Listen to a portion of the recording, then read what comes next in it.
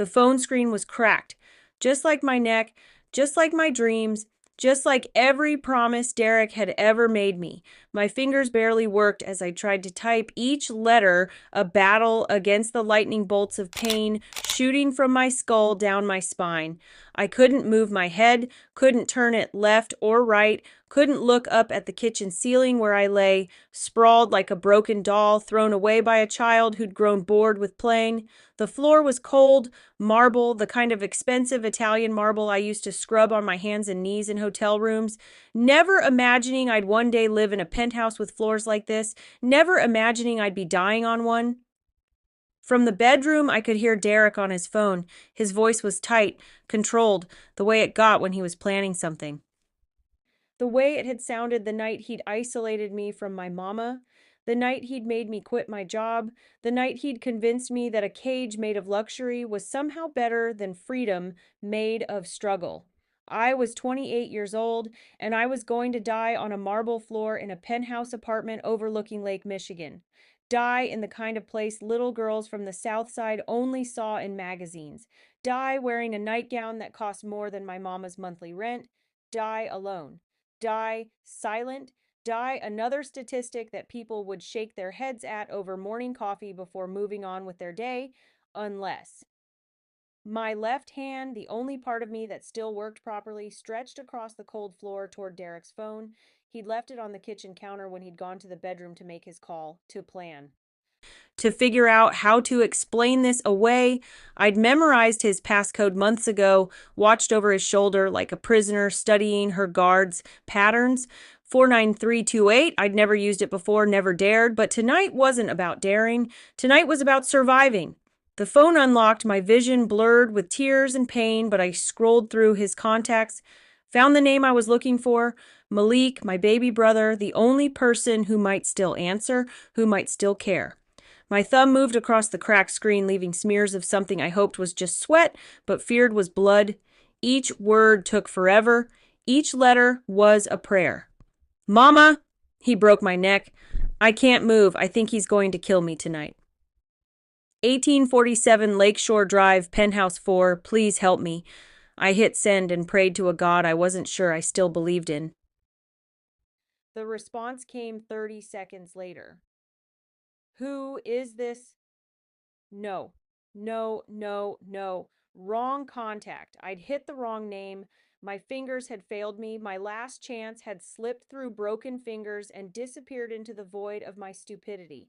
I wanted to scream, but even that would have required moving my neck, and moving my neck might be the thing that turned partial paralysis into permanent darkness. Another message appeared. Don't move your head. Don't let him move you. I'm sending help. 8 minutes. I stared at the screen, read it again, again. The words didn't make sense. This wasn't Malik. This wasn't my brother. This was a stranger, a wrong number. Someone who had no reason to help me and every reason to delete the message and go back to their Tuesday night. But they hadn't. My fingers shook as I typed, Who are you, Min Seok? I'm coming to get you. Stay with me, Chica. He'd used my nickname, the name only my family called me, Chica, my Igbo name, the one that meant God is supreme, the name my mama had given me because she said even though we had nothing, we had God and that was everything. I hadn't felt God's presence in 4 years, hadn't felt anything but Derek's fists and his control and his systematic destruction of everything I used to be, but Maybe God worked through wrong numbers, through strangers with Korean names who texted back instead of deleting, through the kind of coincidence that was too perfect to be coincidence. How do you know my name? I typed. It's in your message signature. Stay conscious. Talk to me. What hurts? Everything. Can you feel your fingers and toes? Yes. Good. That's very good. Keep wiggling them.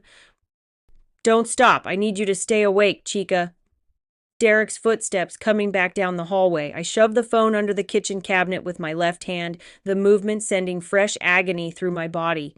He appeared in the doorway, changed clothes now, jeans instead of slacks, hoodie instead of his lawyer's button-down. The outfit of someone about to do something he didn't want, caught on camera doing. Get up, his voice was flat, empty, the voice he used when he'd moved past anger into something colder, something that planned instead of raged. We're going for a drive. I can't even speaking hurt. My neck. I said, "Get up, Amanda." He moved toward me, "or I'll make you get up. Before we begin, I need something from you, something important." We're pushing to hit 1,000 subscribers before our Christmas special series launches, and we're so close. Your subscription matters, your like matters, your share matters most of all. Right now, hit that subscribe button, slam that like button, and here's the big one: share this video with 3 people who love powerful stories about survival, redemption, and love that saves lives. Because when we hit 1,000 subscribers after this video, we're releasing our ebook of the best love quotes ever written, completely free by the end of December. That's our gift to you for helping us grow. So subscribe, like, share, and let's build this community together. Now let's get back to Amanda, because the next 8 minutes are going to change her life forever. Derek grabbed my arm. The pain was blinding, white, total. I screamed, and the sound that came out didn't sound human, didn't sound like me, sounded like something dying. "Shut up!" His hand clamped over my mouth. "Shut up, or I swear to God." The sound of the front door exploding inward cut him off. Not opening, not unlocking, exploding. The solid oak door with 3 deadbolts and a security chain simply ceased to exist as a barrier. The crack of splintering wood echoed through the penthouse like a gunshot. Derek's hand fell away from my mouth. He spun toward the living room, his face cycling through confusion, shock, fear, footsteps, multiple sets, professional, military precise. The sound of people who moved like weapons, like predators, like nothing Derek had ever encountered in his life of boardrooms and country clubs. "What the?" Derek started. A man appeared in the kitchen doorway. Not particularly tall, maybe 5'11". But he filled the space with a presence that made Derek, 6'2" and used to intimidating everyone, take an instinctive step back. Asian, Korean, I thought, remembering the name Min Seok. Probably mid-30s, though his eyes looked older. Dressed in a dark suit that probably cost more than Derek's. Not a wrinkle, not a hair out of place, like he'd just walked out of a board meeting instead of through a shattered door. But it was his eyes that made my breath catch, dark, intense, and when they swept over me, taking in my position on the floor, my inability to move my head the way I was cradling my left arm, something flickered in them that looked like old pain meeting new purpose. "Step away from her." His voice was quiet, accented, absolutely terrifying in its calmness. "Now, this is my house." Derek found his voice, his lawyer voice, his "I'm a successful black man and you can't touch me" voice. "My wife, you just broke down my door. I'll have you arrested. You'll shut your mouth." Minseok didn't raise his voice, didn't need to. "Or I'll shut it for you." Behind him, 3 other men in dark suits filed into the kitchen. 2 Asian, 1 black, all of them moving with the same predatory grace. All of them armed. I could see the bulges under their jackets. All of them staring at Derek with the kind of cold assessment that said they were calculating how many different ways they could hurt him and which would be most satisfying. "Derek Morrison," Minseok said the name like he was reading from a file, like he'd done research in the 8 minutes since I'd texted. 34 years old, corporate attorney at Morrison, Chen and Associates. Married to Amanda Chika Okafor for 4 years. 2 domestic violence calls to this address, both dismissed. Your father plays golf with the police chief. Your brother is a district attorney. You've been very well protected. Derek's face had gone gray. "I don't know who you think you are, but I'm the man she texted for help." Minseok took a single step forward. Derek stumbled back. "I'm the man who's going to make sure you never touch her again, and I'm the man who's trying very hard not to kill you where you stand, but I should warn you that my self-control has limits and you're testing them. I want my lawyer—" "You're a lawyer?" One of the other men spoke now. The black one, American accent, Chicago accent, actually. "Represent yourself. Or don't. Doesn't matter. What matters is you move away from her right now, or my boss stops being reasonable." Derek looked at me, then at Minseok, then at the 3 men who'd positioned themselves between him and any exit. His hands clenched into fists. "Don't!" Minseok's voice dropped even lower. "Please don't, because if you force me to hurt you in front of her, I won't stop where I should." For a moment, I thought Derek would try it. Thought his pride and his rage and his absolute inability to accept anyone else having power would make him do something catastrophically stupid. Then he unclenched his fists, raised his hands. Fine, fine, this is insane, but fine, she's your problem now. No. Minseok moved to my side, dropping smoothly into a crouch. His eyes met mine, and something in them made my chest tight. She was never anyone's problem. She's a woman who asked for help. The only problem here is you. He looked at me, really looked at me, and his expression softened in a way that seemed almost painful, like he was fighting against something old and deep. Chica. He said my name like it mattered, like I mattered. I'm Min Seok, the one you texted. I need you to listen to me very carefully. Can you do that? I managed a tiny nod. Even that sent pain cascading down my spine. Don't move your head anymore, not at all. I have a trauma surgeon 4 minutes out. Can you feel your fingers and toes? Yes, I whispered. Wiggle them for me. Good, keep doing that. That's very good. He pulled off his suit jacket, folding it with precise movements. I'm going to place this under your head, but I won't move your neck. Just supporting where you already are. Okay? Okay. His hands were gentle, careful, nothing like Derek's hands, nothing like the hands I'd learned to flinch from. He positioned the jacket like it was made of spun glass, like I was precious instead of broken. Sir! One of the other men appeared beside us. Paramedics are refusing to come without police clearance. Morrison's father called in favors. Minseok's jaw tightened. Then Dr. Chen comes directly. Call him now. And someone explained to the paramedics that if they don't get here in 3 minutes, I'm going to be very upset. Use those exact words. The man nodded and disappeared. Minseok turned back to me. Tell me about your mama. The question caught me off guard. What? Your mama. Tell me about her. I need you to stay conscious. Talk to me. So I did. Through tears and pain and shock, I told him about Mama, who worked 3 jobs after Daddy died when I was 12, about how she'd sing gospel songs while cooking, even when we had nothing to cook but rice and beans for the 4th night in a row, about how she'd walk 2 miles to save bus fare so she could buy us school supplies, about her hands, rough and calloused from cleaning other people's houses, always gentle when they touched my face. You haven't seen her in 2 years? Minseok asked. He wouldn't let me. Said they were dragging me down, that I needed to choose between them and him. Fresh tears came. I chose wrong. No, his voice was firm. You survived. That was the only choice. And tomorrow you'll see her again. I promise you that. Why? The question burst out. Why are you helping me? You don't know me. I texted the wrong number. You could have deleted it, could have called 911 and been done. Why are you here? Something crossed his face. Pain, old, deep, carried. Because 8 years ago, I got a text from my little sister. She said her husband was hurting her, said she needed help. I was in a meeting, an important meeting. I saw the text and I thought I'd finish the meeting first. It was just 30 minutes. What was 30 more minutes? He stopped, swallowed hard.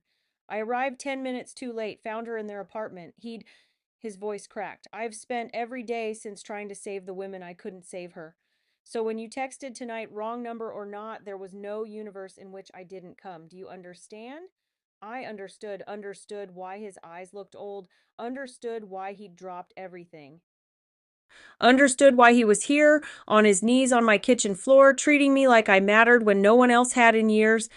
I'm sorry, I whispered. Don't apologize. Just stay with me. The trauma team arrived 90 seconds later, not paramedics, an actual trauma surgeon with 2 nurses and equipment that looked like it belonged in an ER. They worked with efficient precision, asking me questions, checking responses, carefully, so carefully, securing my neck in a brace and my body to a board.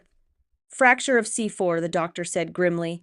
Possibly C5. She needs surgery tonight. St. Mercy has... Northwestern, Minseok cut in. Dr. Sarah Chen, she's expecting us. Northwestern will do whatever I tell them to do. Minseok's voice left no room for argument, and Dr. Chen is the best spine surgeon in the Midwest. So, we're going to Northwestern. The doctor opened his mouth, closed it, nodded. As they lifted me, I saw Derek for the first time since Minseok had arrived. He was zip-tied to one of our dining room chairs, a gag in his mouth, his eyes wide with something I'd never seen there before. Fear, real, Genuine, the kind of fear he'd spent 4 years making me feel. What are you going to do to him? I asked as they carried me toward the destroyed door. Min Seok walked beside the gurney, one hand near mine without touching. He's going to face justice, the legal kind, because you deserve to see him prosecuted properly. But first, he's going to understand what it feels like to be powerless, to be at someone else's mercy, to pray for help that might not come. Don't kill him. He looked at me, surprised. I mean it, I said. Don't kill him. Don't let him make you into something you'll regret. I survived him. I don't want you carrying more guilt because of me. Something shifted in his expression, respect, maybe, or recognition of strength he hadn't expected. As you wish, he said softly. But Chica, he'll never hurt anyone again. That much I promise. The ambulance ride in a private medical transport, not a city ambulance where Derek's family could interfere, passed in a blur of pain and questions, and Min Seok's voice, steady and calm, keeping me conscious, keeping me present. At Northwestern, Dr. Sarah Chen was indeed waiting. A tiny Korean woman with steel in her eyes who looked at my scans and x-rays and said words like millimeters from permanent paralysis and emergency surgery and lucky to be alive. Will I walk? I asked her. If everything goes perfectly? Yes. But Amanda, I need you to understand this is serious. Another few hours without treatment, any wrong movement, and you could have been paralyzed from the neck down. Whoever called me and described your condition saved your life. I looked at Min Seok, who stood in the corner of the exam room like a well-dressed guardian angel. He did, I said. He saved my life. Then you texted the right person, Dr. Chen said simply. They prepped me for surgery. Min Seok stayed until they wheeled me back, his presence a constant in the chaos. My mama, I said as the anesthesiologist prepared the IV. I haven't talked to her in 2 years. She doesn't know where I am. Give me her number, Min Seok said. I'll call her. I'll explain. I'll make sure she's here when you wake up. You don't have to. Chica. He leaned closer. You texted me for help. I don't do anything halfway. Your mama will be here. Your sisters too if you want them. Anyone you need. Consider it done. The last thing I saw before the anesthesia pulled me under was his face, serious and determined. And the last thought I had was that maybe God did work in mysterious ways. Maybe sometimes he worked through wrong numbers and Korean mafia bosses who carried guilt like weapons and turned it into salvation for strangers. Maybe sometimes the wrong contact was the only right answer. I woke up 14 hours later. My neck was immobilized in a hard brace. My throat hurt from the breathing tube. Everything felt heavy and slow and wrong. But the first thing I heard was my mama's voice. Baby, oh baby. Thank you, Jesus. Thank you, God. Thank you. I tried to turn my head. Couldn't. But hands, my mama's hands, rough and familiar, gently touched my face. Don't move, baby. Doctor said you gotta stay still. But I'm here. I'm right here. We all here. I opened my eyes. My mama's face swam into view, older than I remembered, more lines around her eyes, gray in her hair that hadn't been there 2 years ago, but her eyes were the same, full of love I didn't deserve, full of forgiveness I hadn't earned. Mama, my voice cracked. I'm sorry. I'm so sorry. I left you. I chose him over you. Hush now. She pressed a gentle kiss to my forehead. You survived. That's all that matters. You survived and you reached out and God sent help. That man, that Mr. Kim, he called me last night, told me everything, sent a car to bring us all here. Paid for everything. Baby, he saved you. Where is he? Right outside. Been there all night. Won't leave till you wake up. Tell him. I swallowed against the pain. Tell him thank you.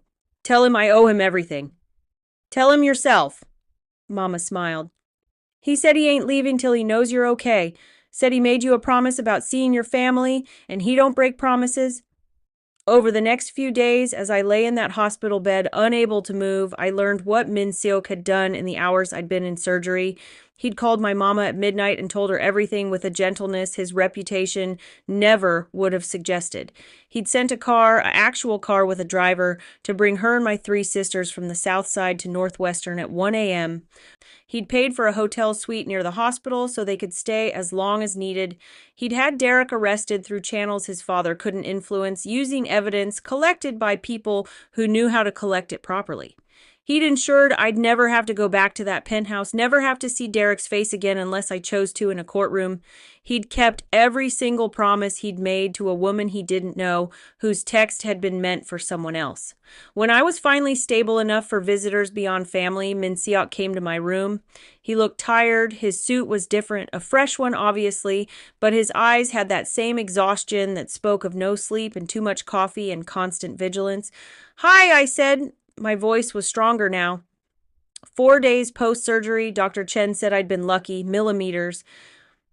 That's what I'd been from permanent paralysis, millimeters and a wrong number. "Hi." He sat in the chair by my bed, keeping a respectful distance. "How are you feeling?" "Like I got hit by a truck, but alive, thanks to you." "Thanks to Dr. Chen, I just made a phone call." "You made about 50 phone calls. My mama told me everything." I studied his face. "Why, Minsiok? And don't tell me it's just about your sister. There's more to it." He was quiet for a long moment, then, "Because you deserved help. Because no one should have to beg for it. Because I have resources and power, and what good are they if I can't use them to answer a text from a terrified woman on a Tuesday night? I sent it to the wrong person. No." He leaned forward, his eyes intense. "You sent it to exactly the right person. I just wasn't in your contacts under the right name, but Chica, fate, God, the universe, whatever you want to call it, that text reached who it was supposed to reach." I felt tears building. "I don't know how to thank you. Get better. Let your mama fuss over you. Heal, press charges against him, and don't let anyone convince you to drop them. Live. That's how you thank me." "What happened to Derek?" Minsiok's expression went cold. "He's in jail. Bail was denied. I made sure of that. The prosecutor is someone who takes domestic violence seriously. The evidence is overwhelming. He'll go to prison, Chica. He'll face actual consequences." "Your kind of consequences, too?" "The night you texted before I left him for the police, I made sure he understood something very clearly." Minsiok's voice was quiet but hard. "That if he ever speaks your name again, if he ever tries to contact you, if he even thinks about you in a way that isn't pure regret, he'll discover that there are fates worse than prison, and that I'm patient enough to wait however many years it takes for him to forget that lesson. Do you understand what I'm telling you?" I understood. Understood that Derek would spend every day of his sentence knowing that prison was the safer option. That Minsiok had given him a choice between legal justice and something else, and made sure he chose correctly. "Thank you," I whispered.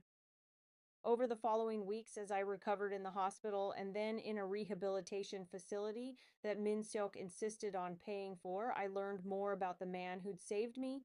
He visited 3 times a week, always bringing something: books, flowers, food from his grandmother's restaurant that made my mama weep with joy at flavors she'd never tasted before. He never touched me without permission, never invaded my space, never made me feel like I owed him anything beyond getting better. But slowly, carefully, he told me his story about his sister, Ji Yeon, who'd married young to a man who seemed perfect, about how the abuse had started small and grown, about her text that day and his choice to finish the meeting first, about finding her, about the guilt that had nearly destroyed him, about how he'd turned his family's business, the legitimate and the less legitimate parts, into a network that responded to women in danger, how he'd built connections with lawyers, doctors, safe houses. How that text from me had been the first time in 8 years he'd felt like maybe he could do enough. Maybe he could save someone. Maybe Ji-yeon would forgive him. "You couldn't have saved her," I told him one afternoon as we sat in the rehabilitation center's garden. I was in a wheelchair still, my neck brace finally removed, but my spine still healing. "You know that, right? Just like I couldn't save myself until I was ready, until the moment was right, until I sent that text." "Maybe," he said, "but I carry her anyway."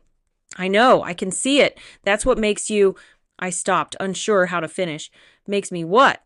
"Good. It makes you good. Not perfect, not without your own darkness, but fundamentally good." He looked at me, something vulnerable in his eyes. "You see good in me?" "I see a man who broke down a door for a stranger." Who kept every promise, who's visited me 30 times and never once made me feel like I owe him anything but honesty? Yeah, Min Seok, I see good. Something shifted between us that day. Nothing dramatic, no grand declaration, just a quiet understanding that what had started as a wrong number had become something else, something that would take time to define, something that would require patience and healing and trust that had been shattered and needed to be rebuilt. But it was there, possible, growing in the space between his guilt and my trauma, in the garden where we sat in afternoon sun, in the way his smile came easier each visit, in the way I stopped flinching when he moved too quickly. 6 weeks post-surgery, Dr. Chen cleared me to leave rehabilitation. I could walk now, slowly, carefully. And tested with a cane and instructions to avoid anything that might stress my spine, but I could walk. Where will you go? Min Seok asked the day before my discharge. I'd been thinking about that. Home, to Mama, to the south side, to the place I came from. That apartment has 4 people in a 2-bedroom already. I know, but it's home. It's real. It's what if, he interrupted gently, there was another option, not charity, not me taking care of you, but a real job with real pay and your own place that you earn. I looked at him suspiciously. What kind of job? I fund a community center on the south side. It provides resources for women leaving abusive situations, job training, legal help, counseling, safe housing. They've been looking for someone to run their peer support program, someone who understands, someone who's lived it. He held my gaze. Someone like you. I'm not qualified. You're the most qualified person I know. You survived Derek. You survived poverty. You survived a broken neck. You know what it takes to ask for help, to accept it, to rebuild. His voice softened. Chica, you could save lives just like you're saving mine. How am I saving yours? By letting me help you. By showing me that sometimes the text gets answered. Sometimes we arrive in time. Sometimes, his voice cracked slightly. Sometimes we save the woman. And she lives, and she heals, and she becomes someone who saves others. I accepted the job. Started 3 months later, after more physical therapy and trauma counseling, and slowly, painfully rebuilding the Amanda who'd existed before Derek. The Amanda who'd been bright and hopeful and ambitious before she'd learned to make herself small. The community center became my home. The women I worked with became my purpose, and Min Seok became, well, that took longer to define. He didn't push, didn't rush, didn't assume that because he'd saved me, I belonged to him. Instead, he showed up consistently, patiently, bringing dinner on late nights when I worked too long, sitting with me through panic attacks when Derek's trial date approached, holding my hand after asking permission when I testified and his lawyers tried to destroy my credibility. You're beautiful when you're angry, he said after I'd eviscerated Derek's defense attorney on the stand, pointed out every lie, every manipulation, every documented injury that matched every documented accident. I'm not beautiful. I'm furious. Both can be true. He smiled. You were magnificent.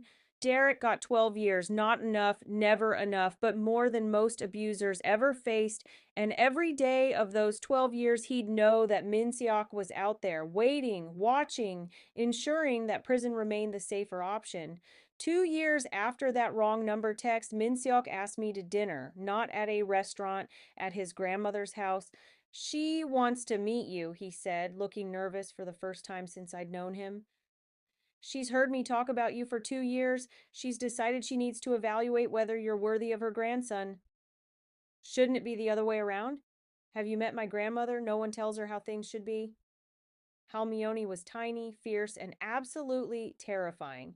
She looked me up and down, said something in rapid Korean that made Min Seok flush, then pulled me into a hug that smelled like garlic and ginger and home. You're the wrong number, girl, she said in accented English, the one who saved my grandson. He saved me? No, he saved your body. You saved his soul. She cupped my face with hands that reminded me of my mama's, rough from work, gentle with love.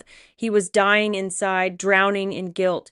You showed him that sometimes we arrive in time, that sometimes the text is answered, that sometimes fate is kind. Over dinner, bulgogi and banchan and more dishes than I could name, she told me stories about Min Seok as a boy, about how he'd always protected his younger sister, how her death had nearly killed him, how he'd spent 8 years punishing himself. But then you texted, Halmione said, her eyes sharp on mine. And he had a chance to save someone, to be the person who arrived in time. You gave him that, Amanda. You gave him redemption. I didn't mean to. It was an accident, a wrong number. The best things often are, she smiled. Now, will you marry him? I nearly choked on my water. He hasn't asked. He will. I'm asking first. So I know whether to prepare for a wedding or to tell him to stop mooning over you like a lovesick teenager. Min Seok had his face in his hands, his ears bright red. Halmione, please. I would, I said quietly. Both of them looked at me. If he asked, if he wanted, I would say yes. Min Seok's eyes met mine across the table. Something passed between us. Recognition, understanding, love that had grown slowly from trauma and survival and showing up consistently for 2 years. He didn't propose that night. Waited another 6 months until I'd been at the center for 2 full years, until Derek had been in prison long enough that I could sleep without nightmares, until I'd saved enough money for a security deposit on my own place, which I'd moved into despite his offers to help. He proposed in the community center, after a graduation ceremony for women who'd completed our job training program, after I'd given a speech about survival and strength and the power of asking for help. He got down on one knee in front of everyone holding a simple ring. Chica, he said, 2 years ago you sent a text to the wrong number. You asked for help, and helping you, watching you heal, watching you grow, watching you save other women the way I couldn't save my sister has been the greatest privilege of my life. I'm not asking you to marry me because I saved you. I'm asking you to marry me because you saved me. So what do you say? Will you take this man who happened to have the wrong number that was actually exactly the right number? I looked at this man who'd broken down a door for me, who'd kept every promise, who'd shown up for 2 years without expecting anything in return, who'd turned his guilt into purpose and his pain into protection for others. I looked at the women we'd helped together, the lives we'd changed, the good we'd built from the wreckage of that horrible night.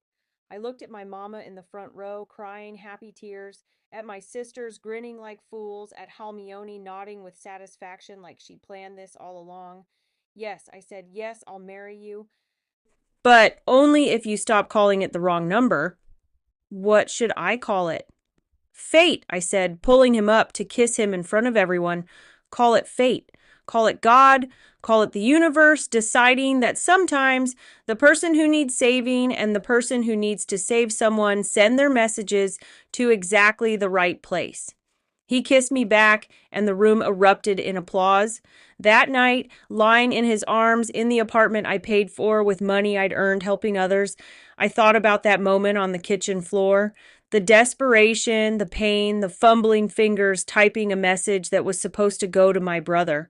I thought about how close I'd come to death, to paralysis, to never seeing my mama again, to Derek winning, to giving up. I thought about the man who'd responded to a wrong number text with "Don't move, I'm coming." And I realized that sometimes the wrong number is the universe's way of getting your cry for help to exactly the person who's been waiting to answer it. Sometimes fate doesn't look like destiny. Sometimes it looks like a mistyped contact name. Sometimes the wrong number saves 2 lives, the one who sent the text and the one who'd been waiting 8 years for a chance to arrive in time. Sometimes God works through cracked phone screens and Korean Mafia bosses and the kind of coincidence that's too perfect to be coincidence. And sometimes, when you're dying on a marble floor, the wrong number is the only right answer. I married Min Seok 6 months later. My mama cried through the whole ceremony. Halmione gave a speech in Korean that Min Seok refused to translate but made everyone laugh. My sisters were bridesmaids. The women from the center came and cheered, and on our wedding day, I kept my phone close, the same phone with the cracked screen, the one I'd used to send that text. I'd never gotten it fixed, never replaced it, because that crack ran right through the contact name where I'd meant to hit Malik and hit Min Seok instead. That crack had saved my life. Sometimes the broken things are the most beautiful. Sometimes the wrong number is exactly right. And sometimes when you're at your lowest point, you send a desperate message into the void, and the void sends back a guardian angel with a Korean name and a broken heart that matches yours. I'd texted, Mama, he broke my neck. I can't move. I think he's going to kill me tonight. And the wrong number had replied, Don't move. I'm coming. He came. He saved me. And in saving me, I saved him. That's what love is. Not possession, not control, not being saved and staying saved. It's two broken people helping each other heal. Two wrong numbers finding each other in the darkness. Two survivors choosing every day to build something beautiful from the wreckage. Derek got 12 years, Minseok got me, and I got my life back. The math works out just fine. Before you go, remember our goal, 1,000 subscribers before Christmas specials launch. We're so close. Hit subscribe right now. Smash that like button. Share this with 3 people who need to hear this story about survival, redemption, and love that saves lives. When we hit 1,000, you get our free ebook of the best love quotes ever written, delivered by end of December. Help us get there. Subscribe, like, share. Comment below, have you ever texted the wrong number? What happened? We want to hear your stories. Thank you for being here. Thank you for being part of this journey. Now go share this with someone who needs to know that sometimes help comes from the most unexpected places, and sometimes the wrong number is exactly right.